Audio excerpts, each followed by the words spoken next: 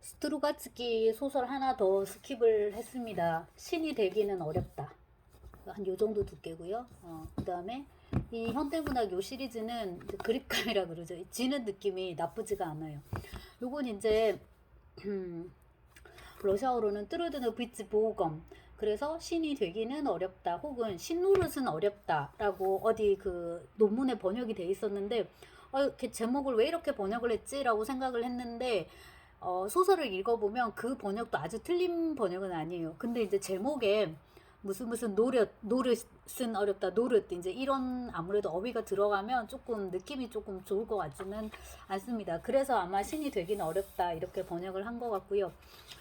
어, 맨 처음에 이제 프롤로그는 그냥 이제 러시아 소설로 보여요. 앙카의 석궁은 검정 플라스틱 본체와 소리 없이 단번에 시위를 당기는 슬라이드식 레버 그리고 레버에 연결된 크롬철 활 시위로 구성되어 있었다. 그래서 앙카는 안나예요. 그러니까 여자애가 나오고 안돈 남자애가 나오고 또 빠시카는 빠벨의 또 애칭인데 남자애가 나와요.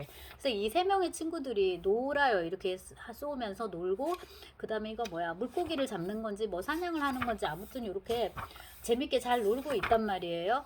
그러다가 갑자기 이게 이제 프롤로그인데 이러다가 갑자기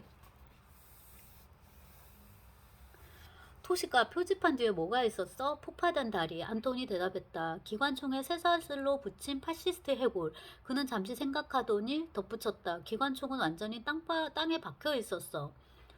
그래. 파시카가 말했다. 그럴 수 있지. 나는 거기서 어떤 사람이 차고 치는 걸 도와준 적이 있어.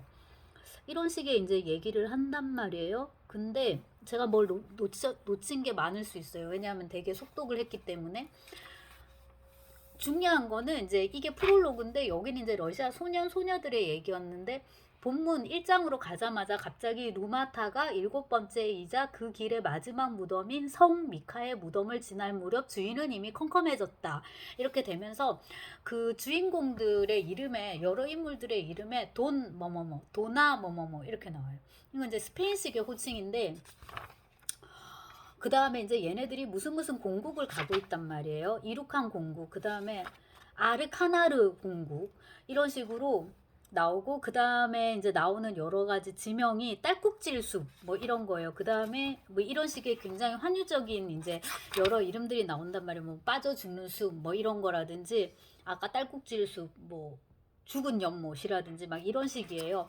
그리고 이제 펼쳐지는 이야기는 그 이 안토니 루나타예요.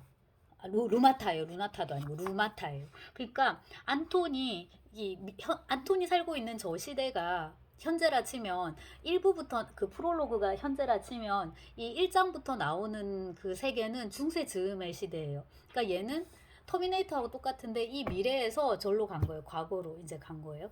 그럼 이 중세 사람들한테 안토는 뭐예요? 미래에서 온 사람이 되는 거예요. 그래서 안토는 자기가 신이 아닌데 이 사람들은 얘를 시두로 이렇게 떠받들어요. 그러니까 안토는 신노릇을 해야 되는 거예요. 근데 브이치 보검 뜨르드너 신이 되는 거, 신노릇을 하는 거는 너무 힘들다라는 게 이제 안톤 혹은 루마타의 이제 그 입장을 설명하는 거고요. 그 다음에 이제 얘는 소련에서 간 거잖아요. 어, 그래서 기본적으로 이제 사회주의예요. 그런데 다시 여기 우리는 그곳 지구에서는 진정 휴머니스트였다. 이때 지구가 이제 그 현재의 지구를 말하는 건데 휴머니즘은 우리 본성의 뼈대 였다. 우리는 인류에 대한 경애와 사랑으로 인간 중심주의에 도달했다. 그런데 이곳에서는 갑자기 두려워지면서 사실 우리는 인류가 아니라 공산주의자를 같은 지구인만을 사랑했던 것이 아닌가 하는 생각에 사로잡힌다. 그래서 저는 여기까지 읽고서 느낌은 이게 분명히 뭔가 과거 중세의 형상을 하고 있는데 마치 뭐 로빈후드나 뭐 아니면 이제 판타지 반지의 제왕이나 나니아 연대기 그걸 제가 아주 정치하게 읽은 건 아닌데 영화도 보고 뭐 이렇게 접한 그런 분위기를 여기서 본 거예요. 근데 이 부분을 읽고 나서는 뭐야 다른 행성관으로 이동이었는데 그게 아니라 가면 갈수록 이런 이제 그 중세를 배경으로 한 판타지식의 이야기가 펼쳐지고 그 다음에 이제 스토리의 전개는 이름이 아까 도나 이렇게 이제 말씀드렸는데요.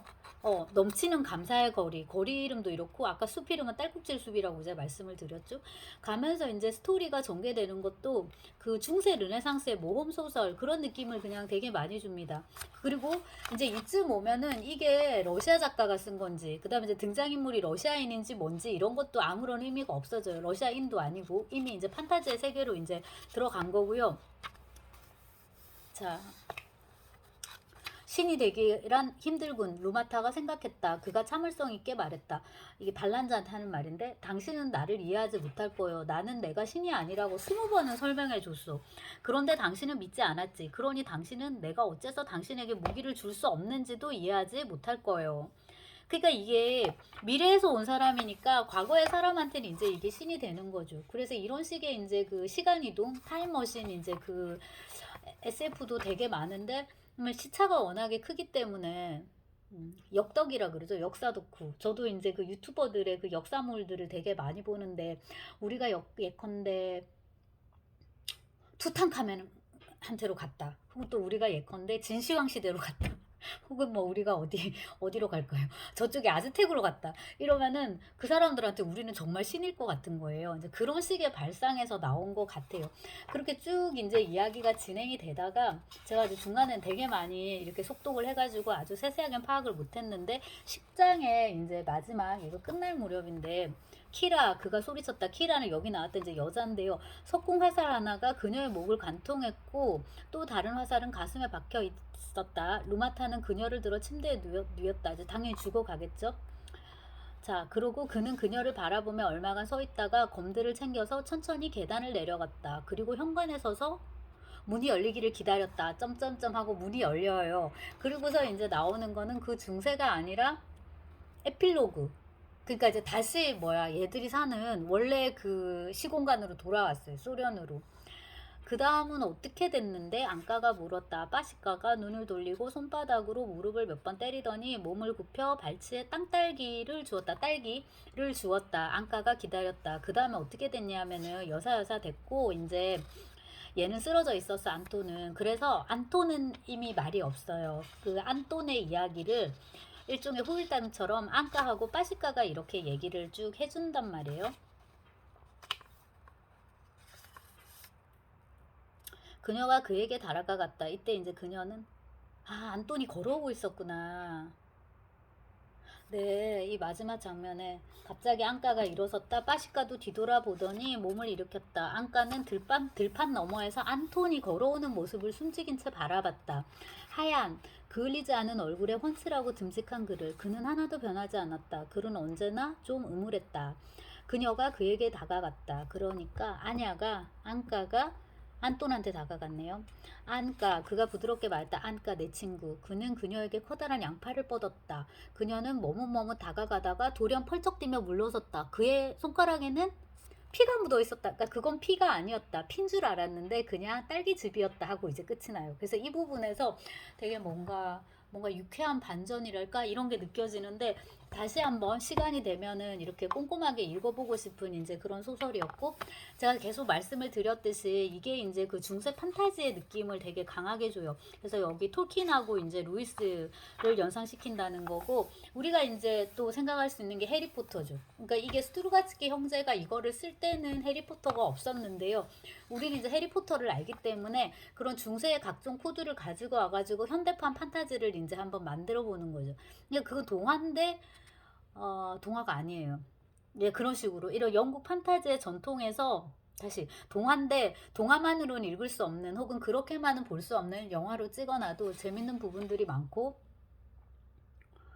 이런 영국 판타지의 전통에다가 그 다음에 이제 그 알렉산드르 듀마의 삼총사, 샤를르 보들레르의 산책자의 도시인 파리 이런 것들을 이제 얘기를 했더라고요. 이렇게 해서 이제 그 유럽식 느낌이 되게 많이 난다고 여기 이제 소개사를 쓴 사람이 하리 쿤즈루랍니다. 제가 이 사람을 모릅니다. 근데 이제 쓴 거는 읽어봤는데 예 그런 것 같아요. 그래서 이제 이런 식의 느낌들이 이제 있는 네 그래서 그 자, 사실 루마타는 공산주의가 승리를 거두어 이성적이고 자비로운 사회를 건설 중인 미래 지구에서 온 정보원 안톤으로 이렇게 돼요. 그러니까 안톤이 이러이러했는데 얘가 루마타가 돼가지고 과거로 간단 말이에요. 이제 그런 식으로 이렇게 그려주는 건데,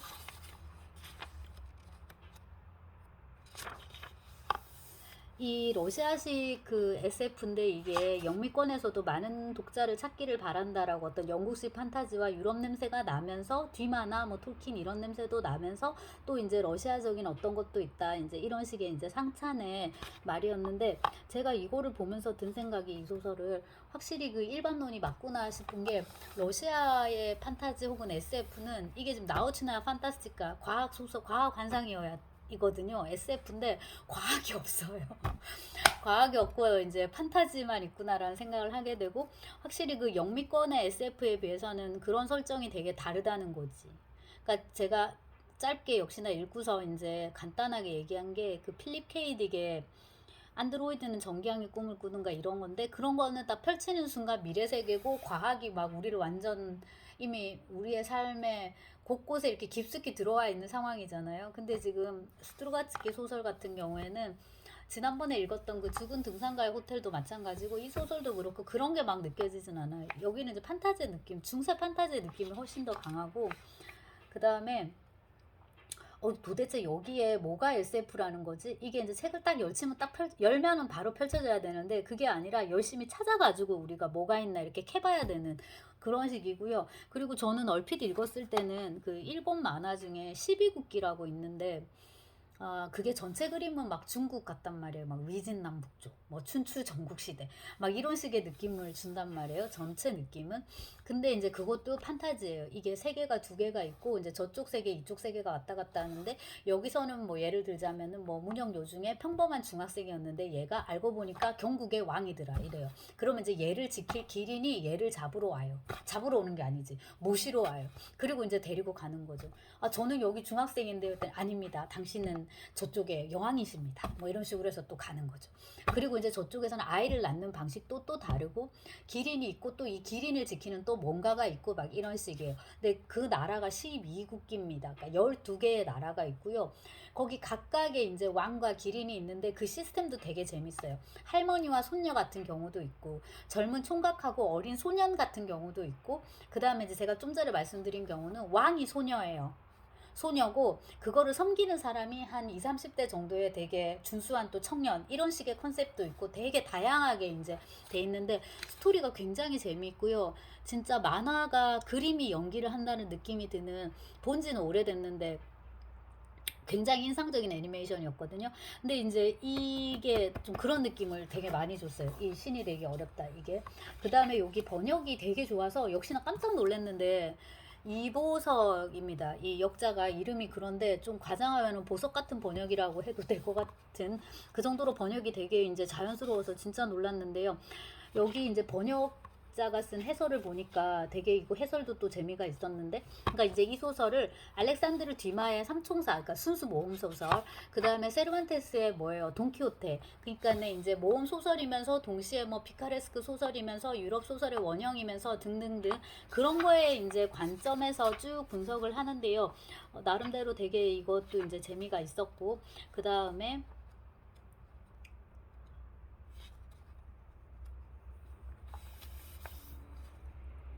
그러니까 달타냥 돈키호테죠. 그 저기가 그 뭐야, 그 지금 제가 말씀드린 뒤마의 삼총사랑 저기 돈키호테, 그거 되게 재미가 있었고요. 어,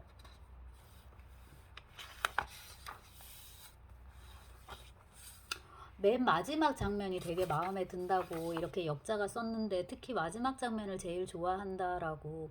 그래서 거기서는 더 이상 신은 아니지만 신일 때보다 더 장엄하게 등장하는 안톤과 그를 보고 일어서는 앙카와 파샤, 그리고 그에게 다가갔다가 손에 묻은 딸기즙을 피로 착각하고 펄쩍 뛰는 앙카의 모습, 이런 게 되게 마음에 들었다고.